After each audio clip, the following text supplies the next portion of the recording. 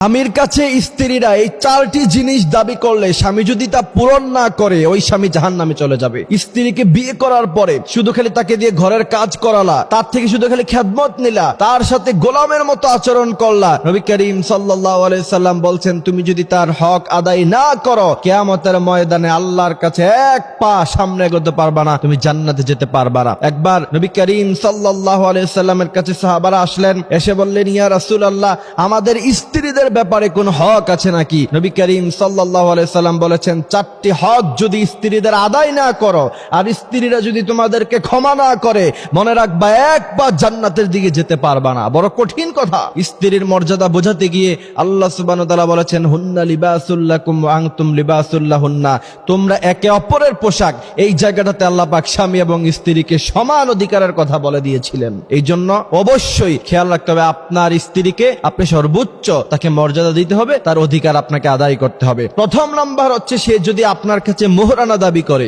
অবশ্যই আপনাকে মোহরানা দিতে হবে। এবার আপনি বলবেন যে হুজুর যদি মোহরানা দেওয়ার মতো ক্ষমতা না থাকে, মোহরানা দেওয়ার মতো ক্ষমতা না থাকলে আপনি বিয়ে করছেন কেন? আপনাকে বিয়ে করতে কে বলেছে? আপনার স্ত্রী যদি আপনার কাছে মোহরানা দাবি করে অবশ্যই আপনি তাকে মোহরানা বুঝিয়ে দিতে হবে, আর না হলে আল্লাহর কাছে আপনাকে তার জন্য জবাবদিহিতা করতে হবে। এই জায়গাতে এসে আপনার কাছে যদি একান্তভাবে মোহরানা দেওয়ার মতো সক্ষমতা সেই সম্পদ যদি আপনার কাছে না থাকে তাহলে আপনি বেশি থেকে বেশি যেটা করতে পারেন অত্যন্ত বড় নম্র ভাষায় তার থেকে আপনি ক্ষমা চেয়ে নিতে পারেন। তবে কোন স্ত্রী যদি ক্ষমা না করে আপনি কিন্তু কোনোদিন ক্ষমা পাবেন না। এই জন্য তাকে ভালোবাসা দিয়ে আদর দিয়ে তার থেকে আপনি ক্ষমা চেয়ে নিতে পারেন। তবে আপনার যদি সামর্থ্য থাকে সম্পদ থাকে এরপরেও যদি আপনি তার কাছে ক্ষমা চাইতে যান তাহলে সে কিন্তু ক্ষমা না করলে কোনোভাবে আল্লাহর কাছে আপনি কোনোদিন পার পাবেন না। অবশ্যই আপনাকে মোহরানা আদায় করতে হবে। এরপরে নবী করিম সাল্লাল্লাহু আলাইহি ওয়াসাল্লাম বলেছেন দ্বিতীয় নাম্বার স্ত্রীর হক হলো তা যদি তোমরা আদায় না করো কিয়ামতের মাঠে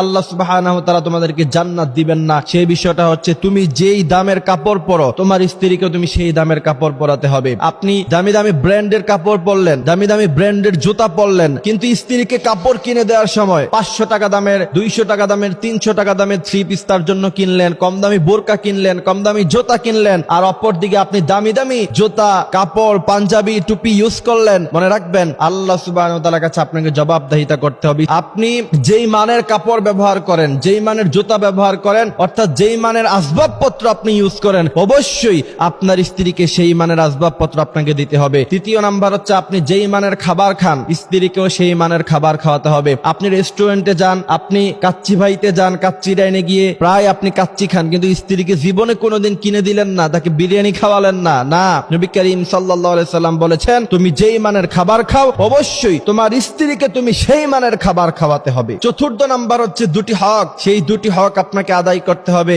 একটি হচ্ছে বর্জনীয় আর একটি হচ্ছে করণীয়। যেমন কখনো আপনি তাকে গালিগালাজ করতে পারবেন না। দ্বিতীয় নাম্বার হচ্ছে আপনি কখনো তার চেহারায় আঘাত করতে পারবেন না, তাকে আপনি সর্বোচ্চ সম্মান দিতে হবে, এটা হচ্ছে করণীয়। এই জন্য প্রিয় ভাইয়েরা আমার এইসব বিষয়গুলি আল্লাহ সুবহানাহু ওয়া তাআলা আমাদেরকে খেয়াল রাখার তৌফিক দান করুক। তার কারণ হলো আল্লাহ সুবহানাহু ওয়া তাআলা এই যে সিস্টেম স্বামী এবং স্ত্রী, এটা একটা সুন্দর একটা জীবন ব্যবস্থা। যেই সমস্ত জাতিগোষ্ঠীর লোকেরা বিয়েতে অভ্যস্ত না, দিন শেষে এদের বয়স যখন অনেক হয়ে যায় 40-50 হতাশায় ভুগে শেষ পর্যন্ত তারা আত্মহত্যা করে। যারা বিয়ে করে এরা যখন বৃদ্ধ হয়, ছেলে সন্তান হয়, তাদের তখন সম্পর্কটা সুন্দর হয়, তাদের জীবনটা বড় সুন্দর হয়। এই জন্য আল্লাহ সুবহানাহু ওয়া তাআলা বলেছেন ওয়াশিরুহুন্না বিল মা'রুফ, তুমি তোমার স্ত্রীদের সাথে সৎ আচরণ করো। সৎ আচরণ করার মানে হলো স্ত্রীকে গালি দেয়া যাবে না, বকাবকি করা যাবে না, তার গায়ে হাত তোলা যাবে না। যেই সমস্ত স্বামীরা স্ত্রীর গায়ে হাত তুলে নিজেকে বীর পুরুষ দাবি করতে চায় মনে রাখতে হবে এরা বীর পুরুষের সন্তান নয়, এরা সব কাপুরুষের সন্তান। কারণ নবী করিম সাল্লাল্লাহু আলাইহি সাল্লাম বলেছেন খায়রুকুম লিআহলি, তোমাদের